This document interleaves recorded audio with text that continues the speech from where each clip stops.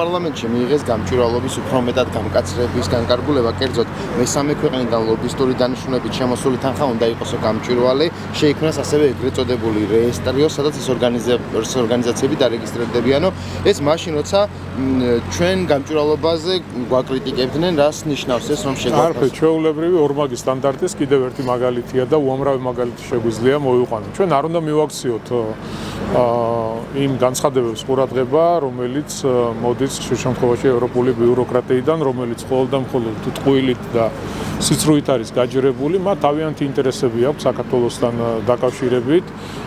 არასაჩვენო, რა თქმა უნდა, თავიანთი ინტერესები აქვს და ჩვენ ამ ყველაფერს არ უნდა დაუთმოთ ყურადღება, უნდა ვიმოქმედოთ ისე, როგორც ჭირდება ამ ქვეყნის მომავალს, ჩვენი ქვეყნის უსაფრთხოებას, მშვიდობის შენარჩუნებას და ქვეყნის ეკონომიკურ განვითარებას. სტრასბურგის სასამართლომ არ მიიღო განხილვაში ნაციონალური მოძრაობის ყოფილი ლიდერის ირაკლი ფირცხელავას საქმე და დაადგინა, რომ არ დარღვეულა მისი უფლებები საქართველოში და შეაქო ქართული სასამართლო, რომ შეგვიფასოთ ეს ფაქტი კიდევ ერთხელ აღიარება ხდება ქართული სასამართლოს. კი, ეს არ არის პირველი საქმე, რომელიც არ მიიღო სტრასბურგის სასამართლომ. ან თუნდ მიღებული კონდეს, რა თქმა უნდა, რჩება ძალაში ის განაჩენი, რომელსაც ქართული სასამართლო იღებს ხოლმე. ასეთი ფაქტები ბევრი გვახსოვს ბოლო წლების განმავლობაში. ეს კიდევ ერთხელ მეტყველებს იმაზე, რომ ადამიანი, რომელიც ჩადის დანაშაულს, ხშირ შემთხვევაში ხდება ხოლმე манипуლირება მისი პოლიტიკური სტატუსის მეშვეობით, ან შეიძლება ვიღაცა ჟურნალისტი იყოს და ასე შემდეგ. ყოველთვის ცდილობენ, რომ რაღაც სტატუსს ამოეფარონ, მაგრამ ეხლა კანონი ყველას წინაშე ერთია და ყველამ პასუხი უნდა ვაგოთ კანონის წინაშე. რას ადასტურებს ეს გადაწყვეტილება თქვენთვის? არაფერი, კიდევ ერთი დასტურია იმას, რომ ქართული სასამართლო არის მოწოდების სიმაღლეზე და განაჩენი, რომელიც იქნა გამოტანილი, იყო აბსოლუტურად სწორი და ის პოლიტიკური სპეკულაციები, რასაც ვისმენთ აღნიშნულთან დაკავშირებით და სხვა კონკრეტულ საქმეებთან დაკავშირებით, იყო ფარსი. და ასევე აღინიშნა ამ განცხადებაში, რომ 2012 წლის შემდეგ ხელისუფლებამ საკმაოდ ქმედი ნაბიჯები გადადგა მართლმსაჯულების, ასე ვთქვათ, გამოსწორების და გაჯანსაღების კუთხით. ესეც იყო სტრასბურგის მიერ დაბრუნებულ პასუხში თქვა. რეფორმები გრძელდება, რა თქმა უნდა, არავის არ მოწონდა სასამართლო, როგორც იყო 2012 წლამდე, ხო? ნახეთ სტატისტიკა, თუ როგორ ხდებოდა მიღებული შედეგები რა იყო, ამის ამოღება ძალიან მარტივია და შესაძლებელია, დღეს არის აბსოლუტურად განსხვავებული. შეიძლება საუკეთესო არ იყოს ქართული სასამართლო, თუმცა როგორც თვალსაჩინო ისეთი სხვაობა არის 2012 წლამდე რა იყო და დღეს რა ვითარება არის. შესაბამისად ჩვენ, რა თქმა უნდა, მივისწრაფით, რეფორმებს ვახორციელებთ, ყველა მიმართულებით, მათ შორის სასამართლოც ყველაფერს აკეთებს, რომ იყოს მოწოდების სიმაღლეზე. და მე მაქვს რამდენიმე კითხვა, ბატონ კახა, დღეს 28 ნოემბერია, 1 წელი გავიდა მას შემდეგ, რაც ირაკლი ყობახიძემ ქართული ოცნების გადაწყვეტილება გვამცნო და ამ 1 წლის განმავლობაში ალბათ დამეთანხმებით, რომ ბევრი რამ მოხდა. ქართული ოცნებისთვის კიდევ უფრო მეტად გაჭირდა ურთიერთობა დასავლეთთან, დასანქცირდა თქვენი პარტიის ლიდერი და სხვა წარმომადგენლები. თქვენ დღევანდელი გადმოსახედიდან როგორ აფასებთ 1 წლის წინანდელ განცხადებას და შეიძლება თუ არა სულ სხვაგვარად განვითარებული მოვლენები ეს განცხადება რომ არის? გულისხმობ მოლაპარაკების გახსნაზე უყარს. ხო, ჩვენ ესე იგი მოვისმინეთ ოფიციალური განცხადება, წერილიც ვნახეთ, რომ მოლაპარაკების თემა მანამდე იყო შეჩერებული, ვიდრე ირაკლი ყობახიძე გააკეთებდა აღნიშნულ განცხადებას. თუმცა ამას არსებითი მნიშვნელობა არ აქვს, იმიტომ რომ ჩვენ ბევრჯერ ვთქვით, რომ საქართველოს ხელისუფლება მზად არის დაიწყოს მოლაპარაკებები. რა ვიცი, არაერთი განცხადება იქნა გაკეთებული უშუალოდ პრემიერ-მინისტრის მხრიდან, პარლამენტის ლიდერების მხრიდან. ჩემი მხრიდანაც მე ძალიან ბევრჯერ გამიკეთებია განცხადება როგორც პარტიის გენერალურ მდივანს, ჩვენ მზად ვიყავით დაგვეწყო მოლაპარაკებები, მაგრამ აქ საერთოდ ამის ინტერესი არ გააჩნიათ, იმიტომ რომ პოლიტიკური პროცესი მიდის, პოლიტიკური პროცესი მიმდინარეობს და ისინი ცდილობენ, რომ მაქსიმალურად აღნიშნული ევროინტეგრაციის გზა გამოიყენონ ქვეყანაზე ზეწოლისთვის, მთავრობაზე ზეწოლისთვის და მიზეზი ხო ვიცით რა. პირველი ის რომ ჩვენ არ დავემორჩილეთ მათ ბრძანებებს, ქვეყანაში არ გავხსენით მეორე ფრონტი, არ შევუერთდით სანქციებს და ქვეყანა ეკონომიკურად არ გავანადგურეთ და არ დავანგრიეთ და რა თქმა უნდა ეს გახდა მთავარი მოტივი და მამოძრავებელი იმ სპეკულაციების, იმ სიბინძურის, რასაც ჩვენ ბოლო თვეები და ბოლო წლების განმავლობაში ვისმენთ ევროპული ზოგიერთი ბიუროკრატების მხრიდან. თუმცა ბოლო ერთი წლის განმავლობაში ქვეყანა კიდევ უფრო გაძლიერდა. რა თქმა უნდა, ქვეყანა კიდევ უფრო გაძლიერდა, კიდევ უფრო დამოუკიდებელი გავხდით, კიდევ უფრო სუვერენული გავხდით და კიდევ დავანახეთ მსოფლიოს, რომ თითის დაქნევით არ უნდა ელაპარაკოს ქართულ სახელმწიფოს.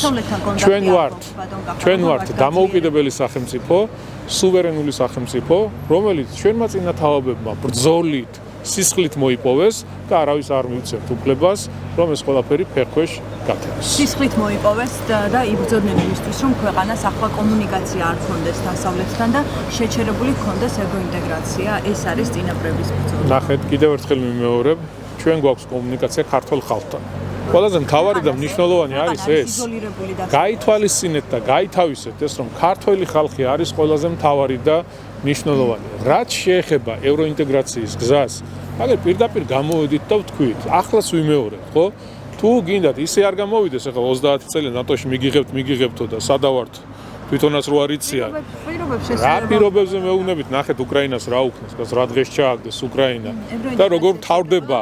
ნახეთ, როგორ მთავრდება ეს ყველაფერი. ეს კიდევ უფრო საინტერესოა და მტერს არ უსურვებ იმას, რა მდგომარეობაშიც დღეს უკრაინა იმყოფება და შეიძლება რომ არა ჩვენი პრინციპული პოზიცია, რომ არა ის პოლიტიკა, ის ნაბიჯები, რომელსაც ქართული ოცნება დემოკრატიული საქართველო დგავს, ჩვენც იმ უბედურებაში აღმოჩენილიყავით, როგორც აღმოჩნდით 2008 წელს და როგორც აღმოჩნდა დღეს უკრაინა. აი ეს არის დღევანდელი მოცემულობა, იმ პოლიტიკის შედეგი, რომელსაც ქართული ოცნება ახორციელებს და რა თქმა უნდა ჩვენ გავაგრძელებთ იმ დამოკიდებულებას, რომ პირველ რიგში ჩვენი სამშობლოს ინტერესები იყოს დაცული. ბატონო, ამ თემაზე ბოლო კითხვას დაგისვამთ. 28 ნოემბრის შემდეგ ზუსტად ერთ თვეში დაასანქცირეს საპატიო თავმჯდომარე. თქვენ შემდგომ გქონდათ მოლოდინი, რომ ევროკავშირთან თუ არა შეერთებულ შტატებთან აღადგენთ ურთიერთობას და ამ ერთი წლის განმავლობაში პირიქით დასანქცირდნენ თქვენი წარმომადგენლები. და მე მაქვს კითხვა 28 ნოემბერი თქვენი აზრით საამაყო თარიღია ქართული ოცნებისთვის თუ შეიძლება და სხვანაირად უფრო მარტივი ყოფილიყო თქვენი პოლიტიკური ცხოვრება, რომ არა 28 ნოემბერი. ნახეთ, როდესაც საქმე ეხება ქვეყნის ინტერესს, აქ ჩვენი თითეულის პოლიტიკურ ცხოვრებას არსებითი მნიშვნელობა არ აქვს. პირველ რიგში არის ჩვენი სამშობლო. სამშობლოს მნიშვნელობა უნდა გაითავისოთ და გაიგოთ, რას ნიშნავს სამშობლო. შესაბამისად, ჩვენ დღეს ხელისუფლებაში იმიტომ ვართ და იმიტომ აგვირჩია ქვეყნის მოსახლეობის უმრავლესობა, რომ დავიცვათ ამ ქვეყანაში ცხოვრები ადამიანების ინტერესები. დავიცვათ ჩვენი ქვეყნის მომავალი. შევინარჩუნოთ მშვიდობა. დღეს მე მგონი ყველა რწმუნდება იმაში, რომ ქვეყანაში მშვიდობის შენარჩუნება მნიშვნელოვანია ისე როგორც არასდროს, რადგან მშვიდობას მოაქვს განვითარება, მშვიდობას მოაქვს ეკონომიკური წინსვლა და რა თქმა უნდა ეს პოლიტიკა, რომელსაც ჩვენ ვახორციელებთ, ემსახურება მხოლოდ და მხოლოდ ჩვენი ქვეყნის ინტერესს.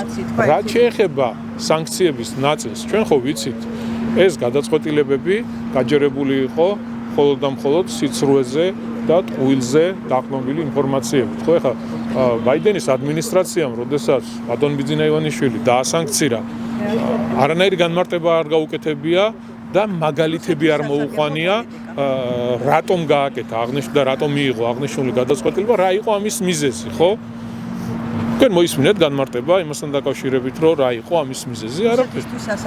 კონკრეტული ფაქტები არსებობს ამისი, რა კანონები, კონკრეტული ფაქტი, იმ კანონებზე, რომელზეც ჩვენ შენიშვნას ვიღებდით, თვითონ ევროკავშირი იღებს ახლა. ადამიანის უფლებები. კიდევ ერთხელ ვიმეორებ, არანაირი არგუმენტი, არანაირი ფაქტი არ არსებობს. აქეთ ჩვენ გვეუბნებოდნენ, რომ თითქოს რაღაც რუსულ საქმეს ვაკეთებდით, მაგრამ არანაირი არგუმენტი, არანაირი კონკრეტული ფაქტი არ არსებობდა. დღეს თვითონ ზიან რუსეთთან მოლაპარაკებების მაგიდაზე, თვითონ ახორციელებენ მოლაპარაკებებს, ეს რა თქმა უნდა, კარგია რომ ომი დასრულდება და უნდა დასრულდეს, რა თქმა უნდა, იმიტომ რომ ომს მოაქვს უბედურება, ომს მოაქვს კატასტროფა და ამერიკას აქვს თავისი პრობლემები. პრეზიდენტი ტრამპი, როდესაც აირჩიეს და გახდა ამერიკის შეერთებული შტატების პრეზიდენტი, ორი მთავარი დაპირება ჰქონდა. ომის დასრულება. არა მართლ ომის დამთავრება და Deep State-ის დამარცხება. ჯერ არც ომია დამთავრებული თქვენ ვისკენ და არც Deep State-ი არაფორმალური მმართველობა არის დამარცხებული. ჩვენ გულშემატკივრობთ, რა თქმა უნდა, როდესაც არაფორმალური მმართველობა და მმართველობის დამარცხება შეძლებს, ეს ჩვენზეც აისახება, საქართველოსაც აისახება და დაველოდოთ, ჩვენ გულშემატკივრობთ პრეზიდენტ ტრამპს ამმართველობას. ამ ვიდეოს მინდა გამოეხმაუროთ ბატონ გახად. ალბათ ნახეთ ეს ვიდეო. გიორგი შერმადინი ასრულებს თავის კარიერას და არ გამოსამშვიდობებელ სიტყვაში მადლობას უხდის ირაკლი კობახიძეს, არ ვიცი რამდენად ისმის. და გულშემატკივრის პროტესტია სწორედ აი ამ მადლობის გამო, რომელსაც უხდის შერმადინი მთავრობას იმ დახმარებისთვის თავად ამბობს, რაც გაუწია მთავრობამ ნაკრებს. ერთი წლის შემდეგ ეს გულშემატკივარი ისევ აპროტესტებს, კი არა და ხო, კიდევ ისევ აპროტესტებს მადლობებს მთავრობის მიმართ. და აპროტესტებს აი ამ გამოსვლას. თქვენ რას თქვენ რას გეუბნებათ ეს ფაქტი? პირველი დავიწყოთ იქედან, არსებითი მნიშვნელობა არ აქვს 30 ცალი ნაცი რაღაცას თუ იმას იზავს, რა ვქო, გააპროტესტებს, ამას არსებითი მნიშვნელობა არ აქვს. მეორე, ცუდი რა არის იმაში, როდესაც ადამიანი, რომელიც გამოხატავს მადლიერებას, თუნდაც სახელმწიფოს მიმართ, იმიტომ რომ სახელმწიფომ ძალიან ბევრი გააკეთა სპორტის მიმართულებით და თქვენ როგორ ფიქრობთ, ის შედეგები, რომელიც ჩვენ მივიღეთ სპორტში, იგივე კალათბურთში, იგივე ფეხბურთში, იგივე ძიუდო, ჭიდაობა, აბსოლუტურად ყველა მიმართულებით. ეს შედეგები თქვენ როგორ ფიქრობთ, შემთხვევით მოდის? ეს არის ზუსტად იმის შედეგი, რომ სპორტსმენებმა იშრომეს თავდაუზოგავად, იშრომეს რომ იქ სადაც შეიქმნა ინფრასტრუქტურა და სპორტში ინფრასტრუქტურის შექმნას აქვს განსაკუთრებული ყურადღება. იგივე ფეხბურთის მიმართულებით დღეს, როდესაც ფეხბურთელი ჩამოდის, პირობითად ვიძახი, საქართველოში ის ფიქრობს მხოლოდ და მხოლოდ ერთ რამეზე, როგორ აჩვენოს მისი საუკეთესო შესაძლებლობები. თქვენ ამბობთ, რომ აქ 30 ნაცია მთელი დარბაზი პროტესტს გამართა. მთელი დარბაზი ტაშს უკრავდა. მე გეტყვით? მთელი დარბაზი უკრავდა ტაშს. ეს არის რეალობა და ეხლა 30 ცალი ნაცი რაღაცას გააპროტესტებს, ამას არსებითი მნიშვნელობა არ აქვს, ხო? ეს ქვეყანა ყველასია. ცხოვრობს თუნდაც ოპოზიციონერებს გეუბნებით, ნახეთ, თქვენთან ერთად აღნიშნავდნენ და ზეიმობდნენ ნაკრების წარმატებას. მაშინ პოლიტიკური გემოვნება განსხვავებული ჰქონდათ ადამიანებს, მაგრამ ყველა ერთად ზეიმობდა. და რა პრობლემაა? და ერთი წლის შემდეგ რომ ეს პროტესტი არსებობს ახლა, ეს თქვენ რას გეუბნებათ, რომ რა თქმა უნდა, არიან გულშემატკივრებში ნაცებიც, ქოცებიც. ხო და მე რა მაგას გეუბნებით მეც, რომ რა მნიშვნელობა აქვს, მაგას ხო არსებითი მნიშვნელობა არ აქვს. არაფერს არ მეუბნება. კიდევ ერთხელ ვიმეორებ, 30 ნაცი რაღაცა სიტყვის. ერთი რამე უნდა გაიგოთ თქვენ. თქვენ და სამწუხაროდ, თქვენ ხართ უმცირესობაში. ხართ ძალიან ცოტანი.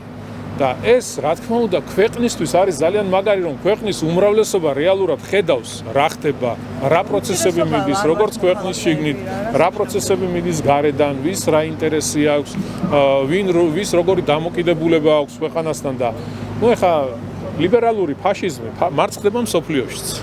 და რა თქმა უნდა, დამარცხებულია საქართველოში. პირველ რიგში ელზაროვანდა თელევიზიები დღეს აქვთ აქცია და ანონსებული.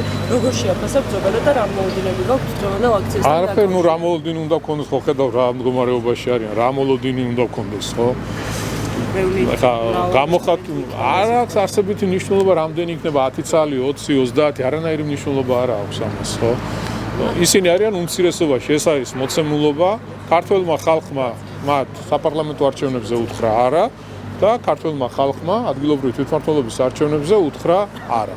აი ეს არის მოცემულობა და ეხლა ვიღაცა არის უმცირესობაში და ძალით უნდა რაღაცეები გადაალაგოს, არ გამოვა, არსებობს კონსტიტუცია, არსებობს კანონი, ვინც კანონის წინააღმდეგ წავა, ამას მოყვება შესაბამისი რეაგირება. და რადიო თავისუფლებასთან პიტერ ფიშერის სრული ინტერვიუ და იდო გუში ნაწილები ვრცელდებოდა, სადაც ნუ იქ თქვა, რომ ევროკავშირის კარი საქართველოსთვის დაიხურა და ასე შემდეგ, უკვე გუში დაიდო სრული ინტერვიუ, სადაც თქვა, რომ კი ბატონო, გქონდეთ ეს კანონებია, გულისხმობს ჩვენ გამჭვირვალობის კანონს და თვალჩხმებულ ოჯახმჟღერებლობის შესახებ კანონსაც და უბრალოდ აი ამ კანონებით და აღნიშნული კანონმდებლობით ვერ შემოხვალთ ევროკავშირში. ჯერ მინდა აი ამ განცხადების შეფასება და თუ ჩვენ გვეუბნებით მიღებიან, რომ ამ კანონებით ვერ შევარაუთ ევროკავშირში, მაშინ თავად ევროკავშირი რატომ ამ კაცებს, სადაც პირველ კითხვაში ვისაუბრებთ, გამჭვირვალობის კანონს და ანუ აი მისი ეს განცხადებები გერმანიის შის განცხადებები. კანონები რა იყო, ნახეთ, ერთი იყო გამჭვირვალობა და ის, რასაც ჩვენ გვიშლიდნენ და გვეუბნებოდნენ, თურმე როგორ შეიძლება აღნიშნული კანონების მიღება, დღეს თვითონ იღებენ.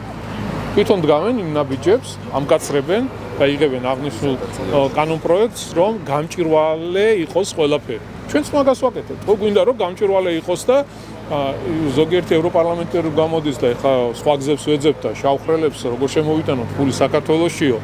ეს არ გვინდა ზუსტად. ყველაფერი უნდა იყოს გამჭვირვალე. შენ დალოცილო, შენ თუ კაი საქმეს აკეთებ, რა გაქვს დასამალი, ხო? ხო უნდა იყოს ეს გამჭვირვალე ყველაფერი. და მეორე ოჯახური ღირებულებების თემა.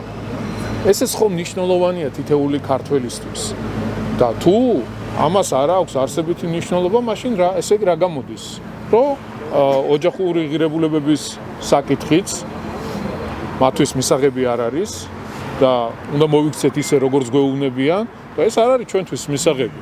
და ბატონმა ფიშერმა რა ვიცი ხა თავი დაანებოს პოლიტიკურ პროცესებში ჩარევას და მიხედოს თავის საქმეს და მიხედოს თავის ქვეყანას. და აი ეს უბრალოდ რა ფენომენია მისგან, რომ ანუ თვითონ ამკაცრებენ კანონს და აი გუშინ ვეთქვა, რომ თქვენ ამ კანონებით ვერ შემოხვალთ და კეთილი დაიტოვეთ ეს კანონები ციტატას ვახდენ ზუსტად ესე თქვა, უბრალოდ ამ კანონებით ევროკავშირში ვერ შემოხვალთ და თვითონ ორმაგის სტანდარტის აი საუკეთესო მაგალითი აგერ აი ელჩი, არ ვიცი ელჩი დავარქვა თუ რა დავარქვა ამ ადამიანს თავისი ქმედებებით ელჩის გარდა ყველაფერია. და აგერ არის საზოგადოებამ განსაჯოს ყველაფერი რასთან გვაქვს საქმე. და ბოლო კითხვას დავსვამ, აი ოპოზიციას თქვენი აზრით გაერთიანების რა შანსები აქვს, იმიტომ რომ ბოლო პერიოდში საუბრობდნენ ამასთან დაკავშირებით, რომ ასე ვთქვათ, მოგების შანსი, მათი მოგების შანსი გადიოდა ერთიანობაზე. თქვენ როგორ ფიქრობთ? არა, ვინ რა უნდა გაერთიანდეს, რანაირად უნდა გაერთიანდნენ? ამას არსებითი მნიშვნელობა არ აქვს, ხო ისინი გაერთიანებულები იქნებიან, დაშლილები იქნებიან. თავარი აქ რა არის, რომ ეს ადამიანები ქვეყნის მტრები არიან, აგენტურას წარმოადგენენ. უსამშობლო ადამიანები არიან, გარედან იმართებიან, ერთი წყაროდან ფინანსდებიან, ერთი პატრონები ყავთ. რა მნიშვნელობა აქვს დაშლილები იქნებიან თუ ცალ-ცალკე იქნებიან? ერთნი არიან. და ხალხმა გასცა შესაბამისი პასუხი, როგორც საპარლამენტო არჩევნების დროს, ასევე თვითმმართველობის არჩევნების დროს. მადლობა დიდი.